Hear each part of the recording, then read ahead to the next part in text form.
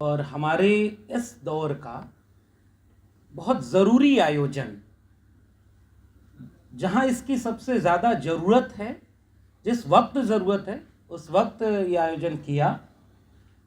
और आप सब लोग जो बहुत विपरीत मौसम की चुनौतियों को भी दरकिनार करते हुए इस आयोजन में शामिल हुए हैं, आप सबका अभिवादन। आज हम सब जिन्हें सुनने आए हैं, असल में हम लोग बस उस वक्तव्य के लिए एक बुनियाद की तरह कुछ बातें कहने के लिए आपके बीच में खड़े हुए हैं। मैं इस मंच पर, जिस पर खुद योगेन जी बैठे हों, ये बात उन्हें भी अच्छी नहीं लगेगी और मुझसे कहा भी नहीं जाएगा कि व्यक्तिगत रूप से उनकी भूमिका केवल एसआईआर को लेकर के नहीं, मैं अपने तय कहूँ तो लगभग एक दशक डेढ़ दशक से हम देख रहे हैं और हमारे पिताजी जिस समाजवादी जन परिषद और समाजवादी विचार के एक ईमानदार हस्ताक्षर किशन पटनायक जी के साथ काम किया हो, तो जो मेरा जुड़ाव योगेन जी से है वो बहुत पुराना है। लेकिन चूंकि आज उस पर मैं ज़्यादा बोलूँगा तो ये उचित नहीं है। हम लोग जिस विषय पर बात करने आए हैं उसके इर्द गिर्द बात होगी। लेकिन एक वाकया भी चंद रोज़ पहले का है, 27 सितंबर, और किशन जी का स्मृति दिवस होता है उस दिन। किस्सा गोई की ही शक्ल में ये मिलता है। योगेन जी से बेहतर बताएंगे कि डॉक्टर राम मनोहर लोहिया से जब ये पूछा गया कि आपकी सबसे प्रिय पुस्तक या सबसे प्रिय शिष्य कौन है, तो उन्होंने किशन जी का नाम लिया। किशन जी जिन्होंने एक बार ही संसद में पहुंच करके अपने लोगों की नुमाइंदगी की, उसके बाद वो चुनाव जीत नहीं पाए, लेकिन वो भारतीय राजनीति के एक ऐसे स्कूल, एक ऐसी पाठशाला की तरह रहे जिन्होंने समाजवादी विरासत को आगे बढ़ाने वाले नेताओं को पैदा किया। और योगेन जी बार बार ये बात बोलते हैं कई बार कि वो एक बहुत बड़ी इमारत जिसकी एक धूल की तरह हम लोग हैं। जब मुझे इस बार किशन जी के गांव, उनके जिले बरगढ़ में बुलाया गया स्मृति व्याख्यान के लिए, और उस पूरे व्याख्यान का मजमून था भारत शूद्रों का होगा। उनकी एक किताब है, विकल्पहीन नहीं है दुनिया से लेकर के किसान आंदोलन, मजदूर आंदोलन को आवाज देने वाले उस ईमानदार समाजवादी नेता को याद करना, असल में भारत के उस इतिहास को याद करना है जो केवल चकाचौंध में नहीं जीता है, जिसके भूमिका उस आइडिया ऑफ इंडिया की बुनियाद में है, जिसकी वजह से कोई एसआईआर ले आता है तो कोई उनके सामने चुनौती बन करके योगेंद्र यादव बन के खड़ा हो जाता है कि हम इसे होने नहीं देंगे। मुझे याद है कि मेरा गांव, चूंकि मैं आजमगढ़ के जिस जगह से रहने वाला हूं, मेरे गांव से दो गांव, 3 गांव छोड़ करके मेरे पिताजी के पुराने साथी हैं, उन्होंने अपने नाम के आगे ही लगाया मृतक। उनका नाम है लाल बिहारी। तो लाल बिहारी जी अपने नाम के आगे ही मृतक लगाए। वो चुनाव भी लड़ते रहे केवल इस बात को कहने के लिए कि मैं जिंदा हूं, मगर सरकारी दस्तावेजों में मैं मार दिया गया हूं। वो जब चुनाव लड़ते थे, और मुझे याद है कि उस इलाके के बाकी लोग हंसी मजाक करते थे, और मेरे पिताजी उनके हर इस तरह की काम में सबसे आगे रहते थे। और वो चुनाव में गाड़ियों के काफिले से नहीं जाते थे, वो शव यात्रा जैसे निकाली जाती है, वैसे ही हमारे यहाँ भोजपुरी में उसको टिट्ठी बोलते हैं, उसको लगाते थे और कहते थे कि ये एक मुर्दा व्यक्ति लोकतंत्र में चुनाव लड़ने जा रहा है। जो वोटर लिस्ट में नाम है कि नहीं है ये उसको नहीं पता, क्योंकि वोटर लिस्ट से लेकर सरकारी दस्तावेजों में वो गायब है, लेकिन वो आपके सामने खड़ा है।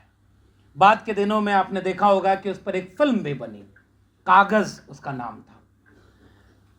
मैंने बहुत बचपन में पिताजी की तस्वीरें, उनकी डायरी पलटते समय देखा कि उस वक्त ये बहुत एक अपवाद माना जाता था कि कोई जिंदा व्यक्ति मर कैसे सकता है दस्तावेजों में।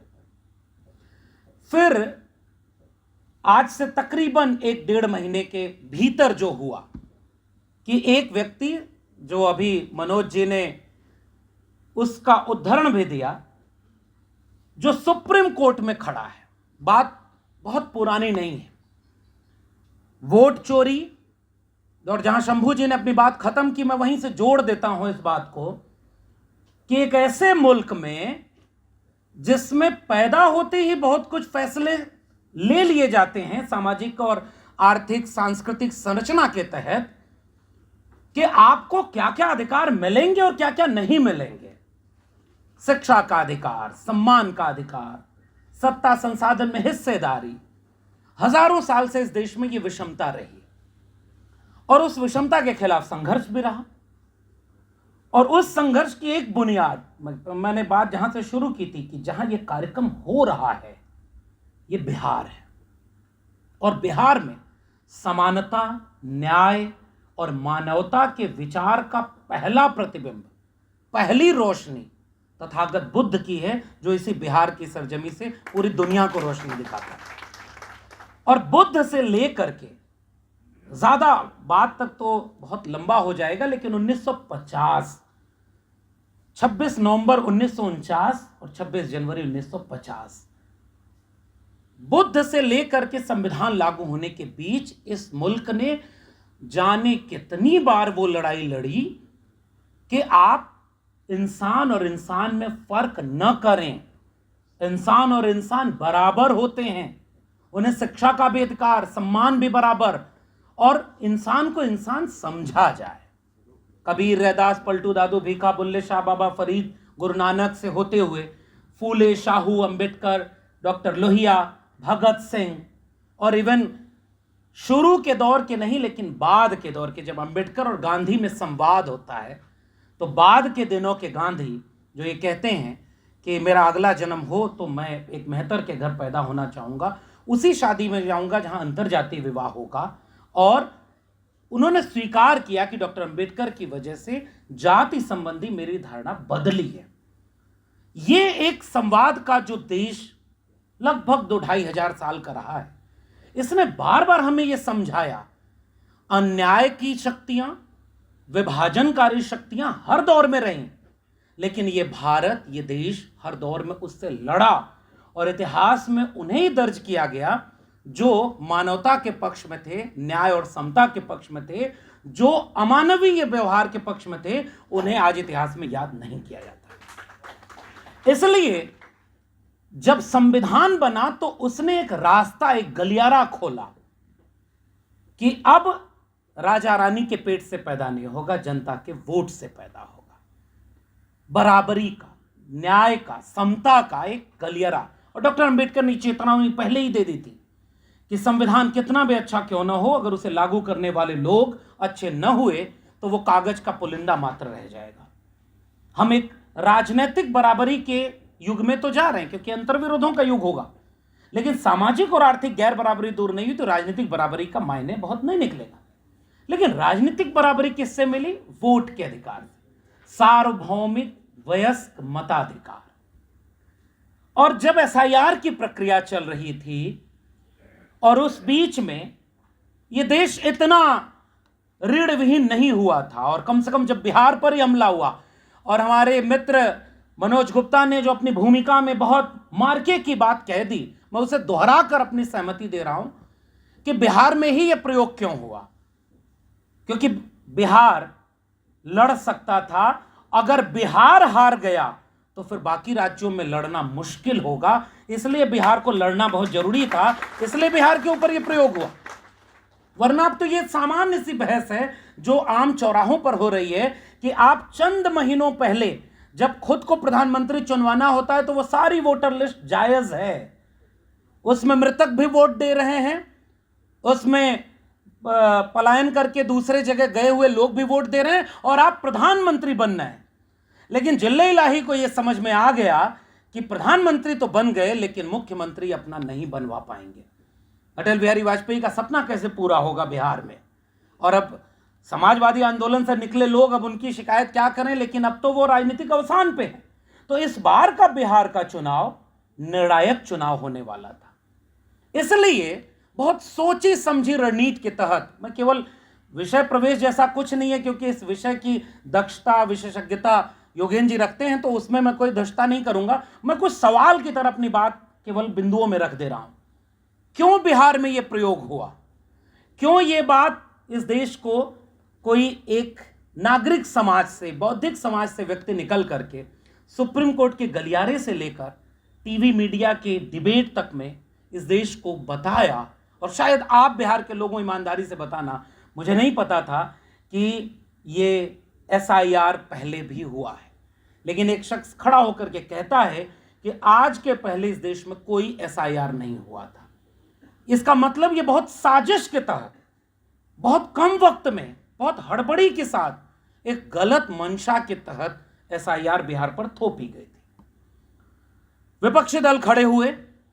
विपक्षी दलों को, अब कम से कम मैं इस देश के विपक्षी दलों को भी शुक्रिया कहूंगा, जिन पार्टियों ने बीते जमाने में मंडल कमीशन, मंडल आंदोलन का विरोध किया हो, आज वो जाति जनगणना का समर्थन करते हैं। ये देखकर हमें खुशी होती है और इसके लिए हम बधाई देते हैं, क्योंकि ये बदलाव ही हमारे सामाजिक, सांस्कृतिक, राजनीतिक जीवन का अहम हिस्सा है। एक ऐसा विपक्ष आज हमारे सामने है, जैसे उत्तर प्रदेश में समाजवादी पार्टी। आज से 5 साल पहले की समाजवादी पार्टी कुछ और थी, और जब इसी SIR की प्रक्रिया में देश के मुख्य चुनाव आयुक्त ने एक ऐसी प्रेस कॉन्फ्रेंस की जिसने जवाब कम सवाल ज्यादा पैदा किए, और जब यह कहा कि हलफनामा देना होगा वरना देश से माफी मांगनी हो गई, 1 हफ्ते का समय, तो उसी समाजवादी पार्टी के मुखिया ने संसद के गलियारों में हलफनामा लहराया कि उत्तर प्रदेश के विधानसभा चुनाव में 2022 में 18,000 वोटर लिस्ट से नाम काटे गए थे जो जिंदा थे, लेकिन वोटर लिस्ट में मार दिए गए थे, और वो चुन चुन करके काटे गए थे। उनके हलफनामों को संसद के गलियारों में दिखाया, और आपको जान के आश्चर्य होगा कि उनमें से 14 जवाब चुनाव आयोग ने दिए हैं। तो फिर समाजवादी पार्टी ने ट्वीट करके पूछा कि चलो 14 जवाब सही दिए या गलत, ये बाद में देखेंगे, लेकिन 17,986 जवाब अभी भी बचे हैं, इसका जवाब कब मिलेगा? इसका मतलब यह कि चुनाव आयोग, और बिल्कुल ठीक कहा शंभू जी ने, किसी को फायदा पहुंचाने के लिए लोकतंत्र और संविधान का नुकसान पहुंचाने की हद तक चला गया है। इसलिए SIR पर आज बात करना जरूरी है, और इसलिए हमने इस गोष्ठी का विषय रखा, संविधान और लोकतंत्र के समक्ष चुनौती है SIR। और इसलिए ये जब बात सामने आती है कि मीडिया में बहस होने लगी कि अब जो चोरी का दावा कर रहा है कि चोरी हो रही है, उसी को सबूत देना है, चुनाव आयोग सबूत नहीं देगा। EVM में जितनी बार आरोप लगते रहे, उस डिबेट में तो पीछे चले गए। EVM में तो वही पहुंचते हैं जिनका नाम वोटर लिस्ट में हो। फिर यह बहस जब एक भ्रम की स्थिति पैदा कर रही थी, क्योंकि मीडिया उनके साथ खड़ा है और सरकार बचाव कर रही है। कल्पना करिए कि अखिलेश यादव, राहुल गांधी, तेजस्वी प्रसाद यादव, भाकपा माले, ये सारे दल मिलकर के वोट चोरी का सवाल चुनाव आयोग से पूछ रहे हैं, और जवाब देने कोई अनुराग ठाकुर खड़े हो रहे हैं, जिनका दावा है कि पहले अंतरिक्ष यात्री यूरी गैगेरिन नहीं थे। कौन थे ये आप जानते हैं। इसका अर्थ यह है कि तीर सही जगह लगा है। चुनाव आयोग से सवाल, बीजेपी का जवाब, और मीडिया उसको बचा रही है या भ्रम फैला रही है। ऐसी परिस्थिति में एक शख्स एक दिन देश की सबसे सर्वोच्च अदालत में, जो वकील न होने के बावजूद अपनी दलील रखने की अनुमति मांगी, और अपनी दलील रखते हुए मैंने आज सुबह ही वो वीडियो जानबूझकर शेयर भी की, जिसमें बाकायदे ये वाक्य बोले कि जज साहब, इसी SIR की प्रक्रिया के तहत इसकी सबसे बड़ी खामी को उजागर करते हुए हम आपके सामने 2 सबूत ले आए हैं जो जिंदा खड़े हैं लेकिन वोटर लिस्ट में मार दिए गए हैं। और वो भूमिका योगेन जी ने निभाई। उस वक्तव्य को अगर आप गौर से सुनेंगे, उन्होंने बाकायदे ये बात रेखांकित की कि बाबा साहब डॉक्टर अंबेडकर के द्वारा दिए गए सार्वभौमिक वयस्क मताधिकार के खिलाफ ये SIR की प्रक्रिया जा रही है।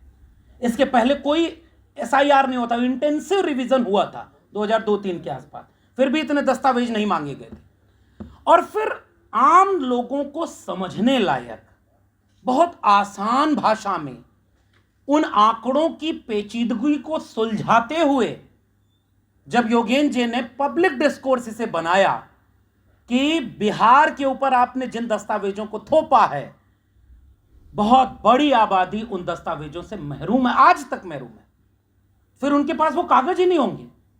और इसलिए उन्होंने इस पूरी भूमिका को निभाते हुए जब सर्वोच्च अदालत में अपनी दलील दी तो खुद न्यायाधीश ये बोलने पर मजबूर हुए कि आपने बहुत सार्थक हस्तक्षेप किया है, हम निर्णय लेने में इसमें मदद मिलेगी। इसलिए हमने योगेंद्र जी को आज के वक्त में, राजनीतिक दल अपनी लड़ाई लड़ रहे हैं, हम केवल योगेंद्र जी की बात करें तो इसका अर्थ कतई नहीं है कि हम बाकी लोगों की भूमिका को कमतर या दोयम कह रहे हैं। हम ये केवल कहना चाह रहे हैं कि सारी लड़ाइयां केवल राजनीतिक नहीं होती। राजनीतिक दल राजनीतिक तरीके से अपनी भूमिका निभा रहे हैं, लेकिन नागरिक समुदाय के बीच से आपके देश का एक बौद्धिक, एक वह व्यक्ति जिसने बहुत लंबे समय तक चुनाव को बहुत करीब से देखा हो। मेरे पिताजी जब गांव में था तो जब मुझे बताते थे कि देखो ये योगेंद्र यादव हैं और ये जो चुनाव का विश्लेषण करते हैं ये इतना सटीक होता है अमूमन, और उस समय से हमने जो देखा और उस विश्लेषण के वक्त भी जिसने चुनावी प्रक्रिया को बहुत करीब से देखा हो, जिसे पता हो, और डॉक्टर मनोज गुप्ता ने वो किताब का कोटेशन बताया ही, और हमें याद है दिल्ली विश्वविद्यालय में हम लोग जब उस समय सक्रिय रहा करते थे तो हम एक स्टडी सर्किल चलाते थे और उस दरमियान इस तरह की किताबों पर हम पढ़ करके चर्चा करते थे कि लोकतंत्र को कैसे सुलझाने की जरूरत होती है, उन धागों से पिरोने की जरूरत होती है। इसलिए मैं ज़्यादा वक्त न लेकर के आज के आयोजन के लिए एक केवल बुनियाद बस रख करके अपनी बात खत्म कर रहा हूं, क्योंकि हम विस्तार से तसल्ली से योगेंद्र जी को सुनना चाहते हैं। उस बिहार में आपको सम्मानित करने की पहल की गई है जिस बिहार में एक ज़माने में समाजवादी आंदोलन, और बिहार जिसमें त्रिवेणी संघ 1933 में शाहाबाद के इलाके में उन दलित पिछड़ी वंचित जातियों का एक नेतृत्व उभरा जो 90% की बात करता था। डॉक्टर लोहिया ने एक जमाने में नारा दिया कि संत सोपान ने बांधी गांठ, पिछड़ा पावे 100 में 60।